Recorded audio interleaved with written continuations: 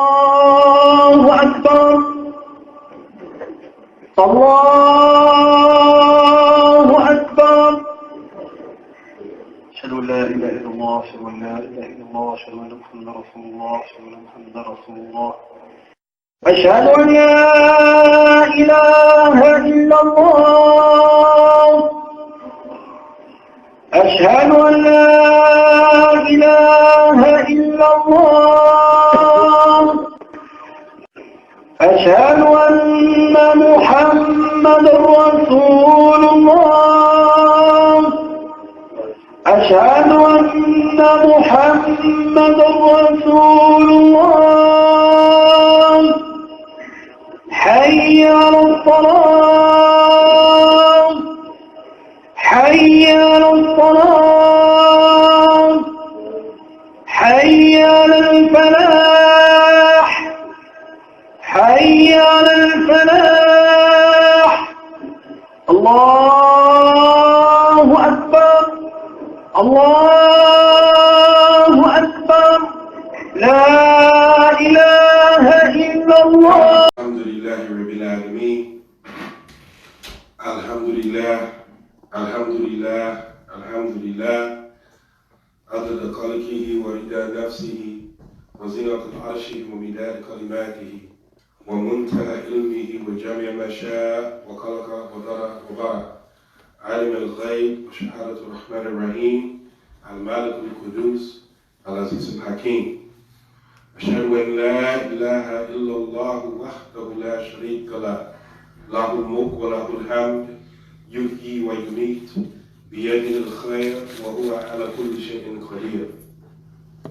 وأشهد أن محمدا عبده ورسوله صلى الله عليه وسلم أرسله بالهدى ودين الحق ليظهره على الدين كله ولو كره المشركون أما بعد فيقول الله تعالى في كتابه يا أيها الذين آمنوا ادخلوا في السلم كافة ولا تتبعوا خطوات الشيطان إنه لكم عدو مبين. صدق الله العظيم. Alhamdulillah, we thank Allah subhanahu wa ta'ala for blessing us with another Jumu'ah. And we thank Allah subhanahu wa ta'ala for giving us life and another opportunity to obey Him and worship Him. In the beginning, before we start, I want to apologize because I'm kind of sick. I had a cold. I was actually down all day yesterday. So I'm just starting to get better. So if my voice sounds off or something like that, that's what it is. Alhamdulillah, today, our Jumu'ah Khutbah is on KIBR, or pride, or arrogance. But before we get there, I just want to make mention of something that's coming up, which is Christmas. And I guarantee you that many Jumu'ah Khutbahs today around the country are dedicated in some shape, form, or fashion with addressing the issue of Christmas. And the ayat that I mentioned previously is from Surah Al-Baqarah, the second chapter of the Quran, verse number 208, where Allah subhanahu wa ta'ala says, Ya ayyuhal ladhina amanu, udkhulu fi silmi kafa, wa la tattabi'u khutuwati ash-shaytan, innahu lakum aduwwun mubin. O you who believe, come into Islam kafa, entirely, completely, wholeheartedly. وَلَا تَتَّبِعُوا خُطُوَاتِ الشَّيْطَانِ, and do not follow the footsteps of the devil, ash-shaytan, because he is to you an open enemy. This well-known verse was revealed with regards to the affair of the well-known great companion Abdullah ibn Salam. Abdullah ibn Salam, he was a Jewish scholar before he embraced Islam. And this story is well known, well documented in the books of Hadith. And after becoming Muslim, he didn't see, and when we say he, not just him as an individual, he had people that followed him and looked up to him and respected him before Islam and after Islam. So what he did, many other people did. So when he embraced Islam, he didn't see any contradiction between Islam and adhering to the Sabbath. You know, the Sabbath, the Jewish ritual, where from sundown Friday to sundown Saturday, they abstain from certain things. This, in fact, was legislated by Allah subhanahu wa ta'ala. In fact, there's a whole section in the Quran where Allah deals with a small community of Jews who lived by the sea and they broke the Sabbath and how they were punished. So Abdullah ibn Salam, after once being not only just a regular Jew, a Jewish scholar, became Muslim, and he didn't see any contradiction with adhering to the Sabbath and practicing Islam. And so Allah revealed this verse: "O you who believe, come into Islam kafatan, wholeheartedly, entirely. وَلَا تَتَّبِعُوا خُطُوَاتِ الشَّيْطَانِ, and do not follow the footsteps of shaitan." Notice Allah didn't say وَلَا تَتَّبِعُوا shaitan. Do not follow a shaitan. He said خُطُوَاتِ الشَّيْطَانِ, the footsteps of the devil, of a shaitan. Because shaitan, when he leads us astray, he doesn't do it with a big flag. Here, I'm here to lead you astray. 100,000 t-shirts printed up. I'm the devil. I'm here to lead you astray. Horns and a pitchfork, as it was caricatures made of him in the cartoons. Hey, this is how I look like. I'm a bad, evil guy. No, he leads you astray little bit by little bit. And sometimes he uses your own logic against you to lead you astray. Little bit by little bit. And so it was because of this verse that Abdullah ibn Salam wa ashabihi and his companions gave up adherence to the Sabbath. Alhamdulillah.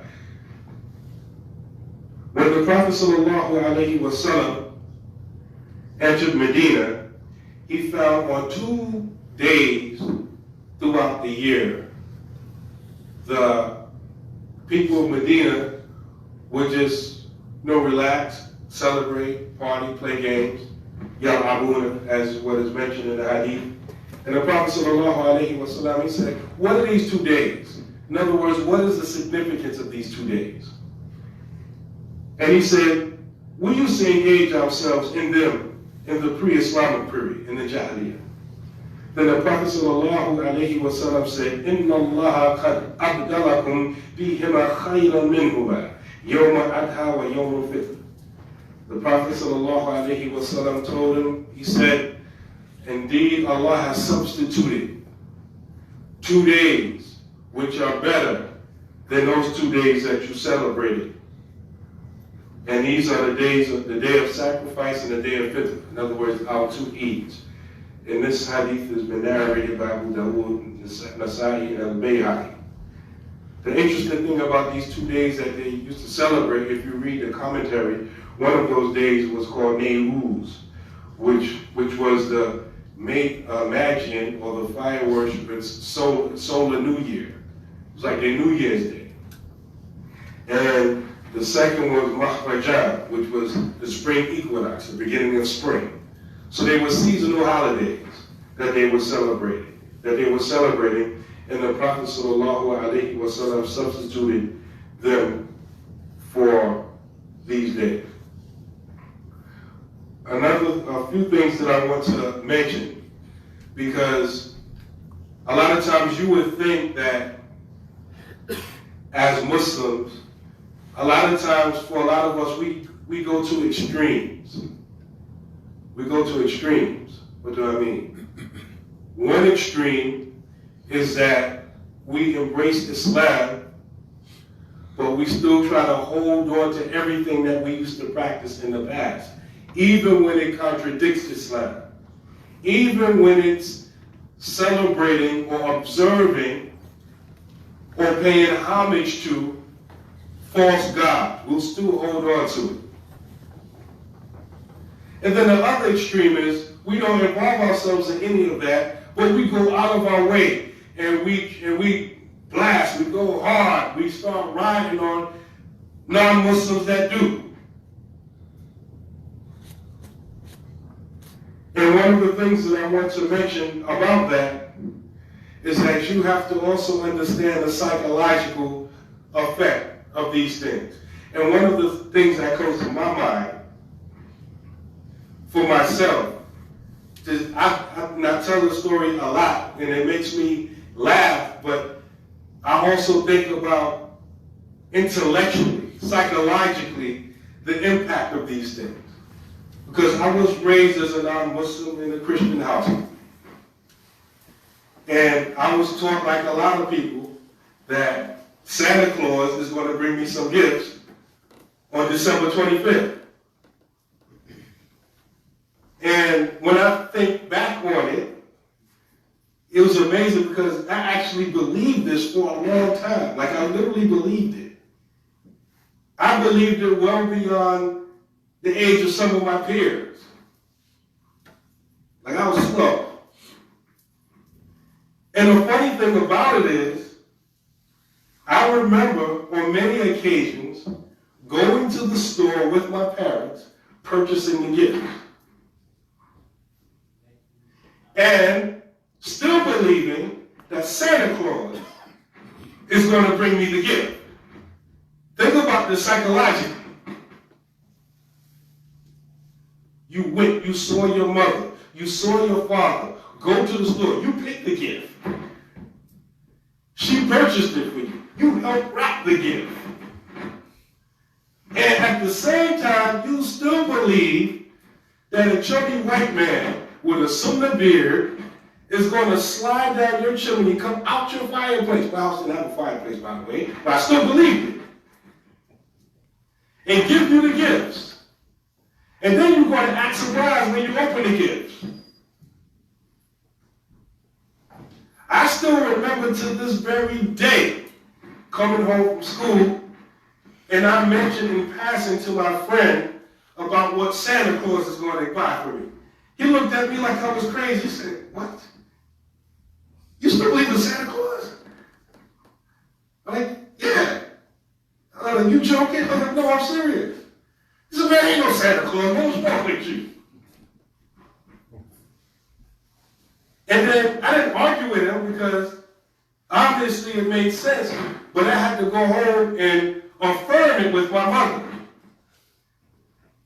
And she told me, yeah, your friend was right, but make sure you don't tell your little cousin when you come over. Now that's just one thing. Think about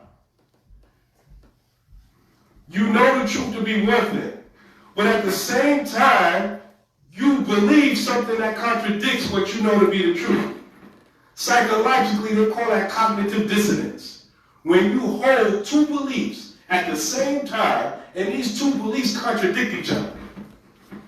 How many people walk around with this sickness in a lot of other different areas?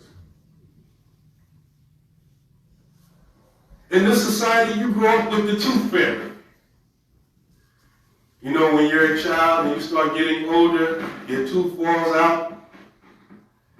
And so your parents tell you, put that tooth that fell out under your pillow. And when you wake up in the morning, the tooth fairy is going to take your tooth and put some money under your pillow for you. Now think about Christmas and how it's a consumer-based, pagan holiday. Now think about the tooth fairy. There's a financial incentive to believe in that nonsense. And some of us, we were awake when our parents came and took the tooth and put the money under our pillow, but we still believe in the tooth fairy. Easter, there's a rabbit going around doodling eggs. I mean, we could go on and on and on. But see, that's the slow walk. Some of us Muslims, we say, well, why can't we have something similar to that? Our children deserve to have something similar to that. That's the slow walk of the shaitan. Ud-Deen shaitan.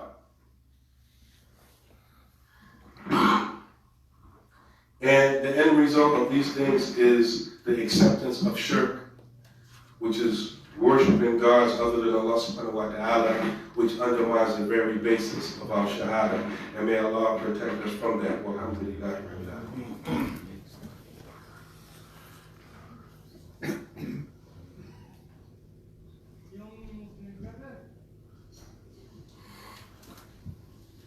Alhamdulillah Rabbil Alameen. وأفضل الصلاة وأتم التسليم على سيدنا محمد وعلى آله وصحبه أجمعين ورضي الله تعالى عن سائر التابعين وعلماء العاملين وأئمة الأربعة المجتهدين ومقربين إلى يوم الدين أما بعد. We're talking about Qibla today. Arrogance. I want to mention Surah Baqarah, verse number 34. Allah subhanahu wa ta'ala says, وَإِذْ قُلْنَا لِلْمَلَائِكَةِ اسْجُدُوا لِآدَمَ فَسَجَدُوا إِلَّا إِبْلِيسَ أَبَى وَاسْتَكْبَرَ وَكَانَ مِنَ الْكَافِرِينَ. And we said to the angels, prostrate yourselves before Adam. So they prostrated themselves except Iblis. He refused and he was prideful. He was arrogant and became one of the disbelievers.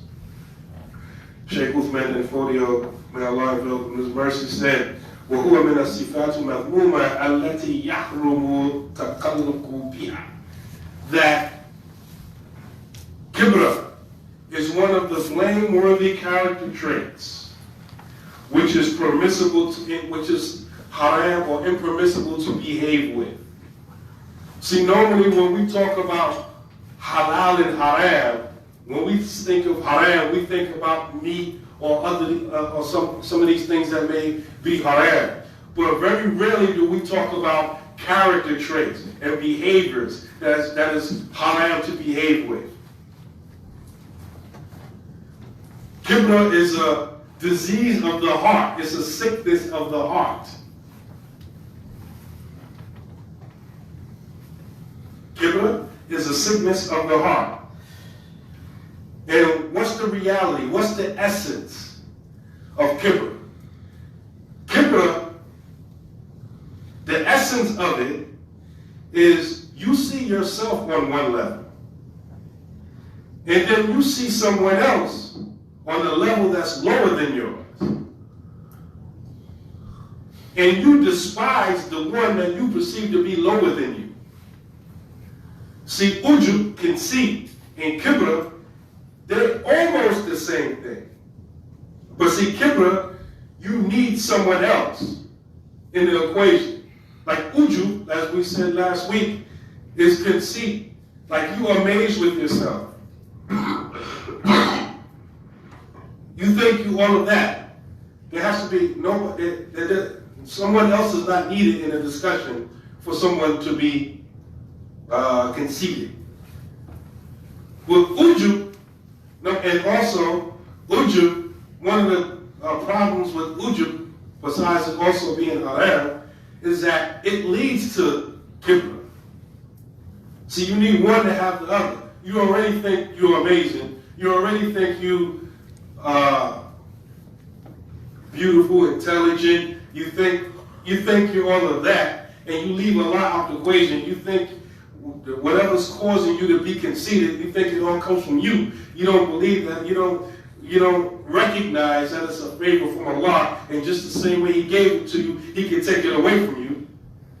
But this ujub leads to KIBR, because now you have this inflated opinion about yourself, and now you're measuring yourself against others, and everyone else is beneath you.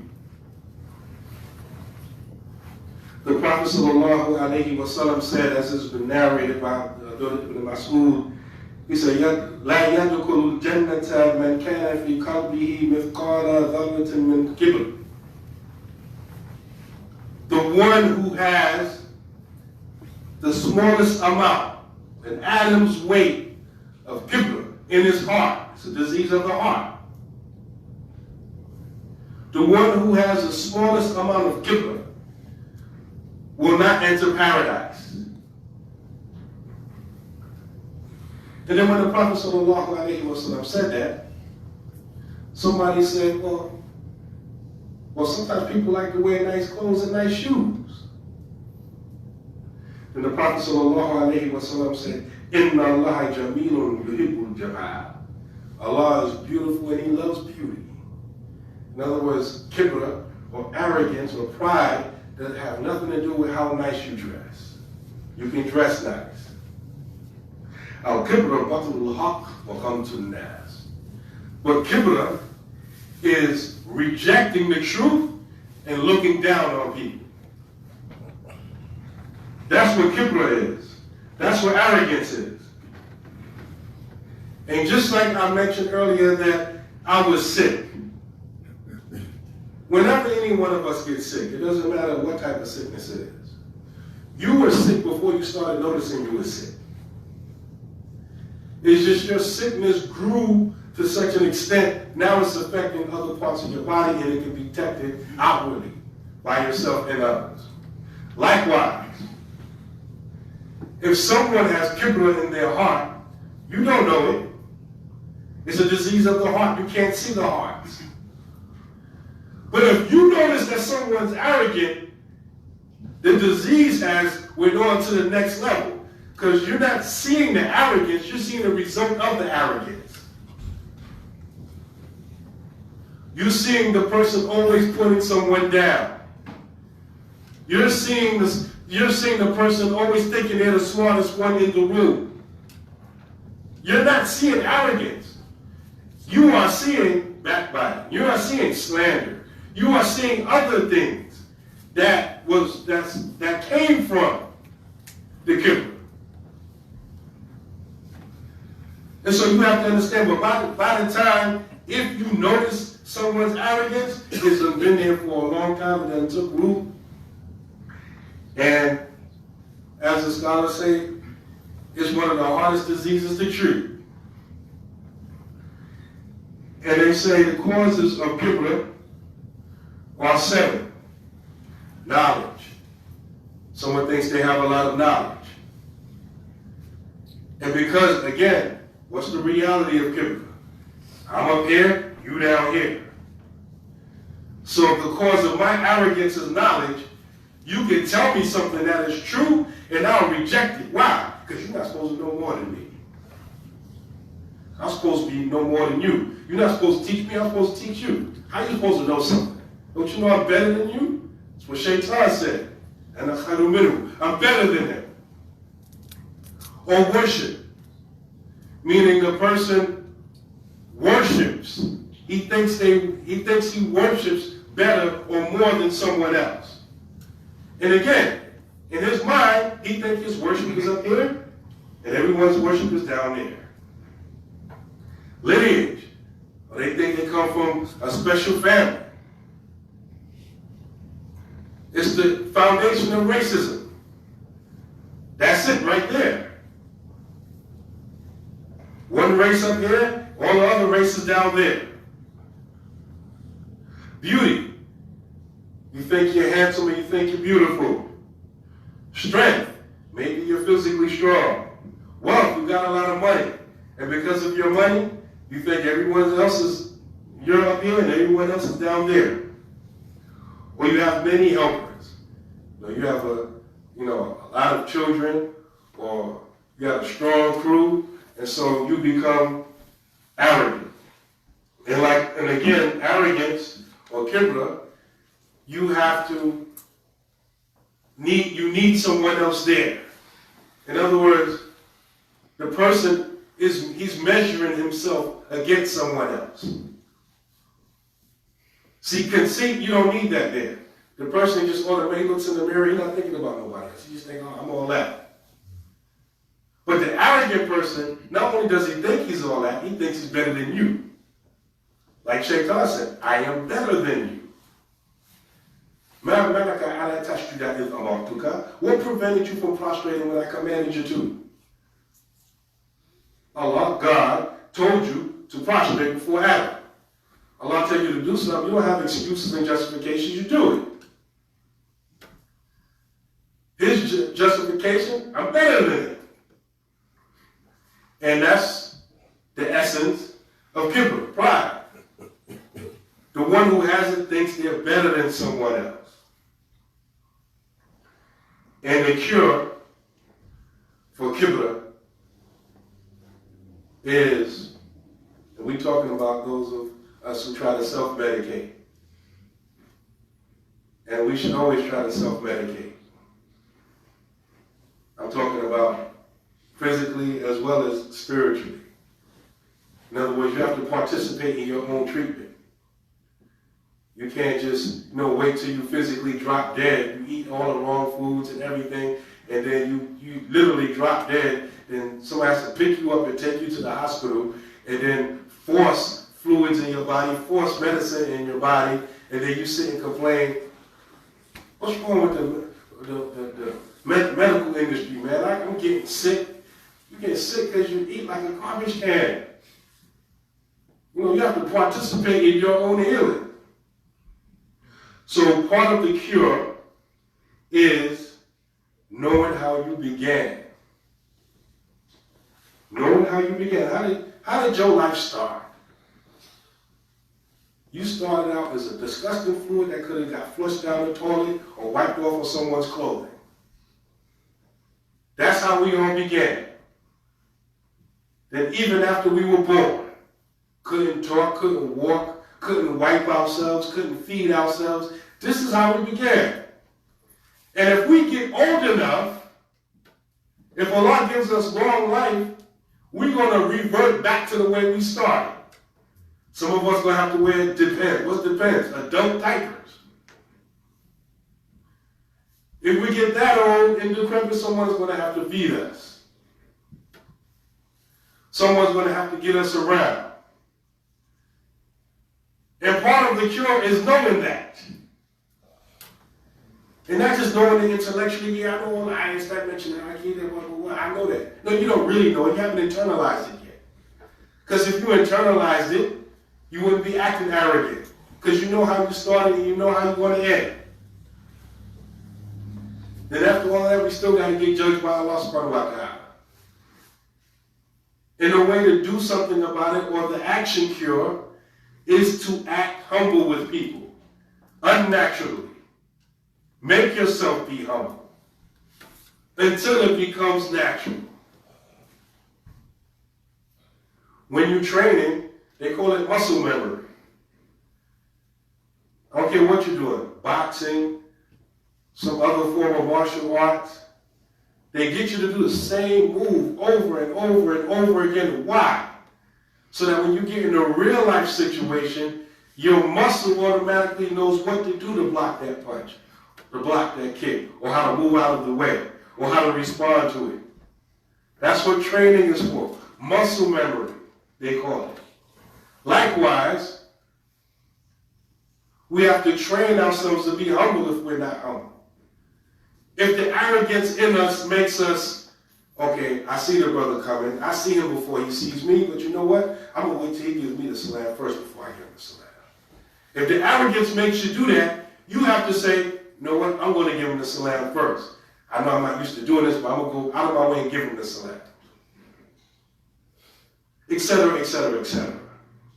And you have to do it unnaturally. You have to train yourself in doing it until it becomes natural for you and it becomes a part of you. Just like anything else. It's not natural for us to be arrogant. We learn that behavior. In the same way we learned it, we can unlearn it and replace it with something else. May Allah remove KIBR from all of us and make us humble. May Allah allow us to enter Jannah without Adam's weight of KIBR.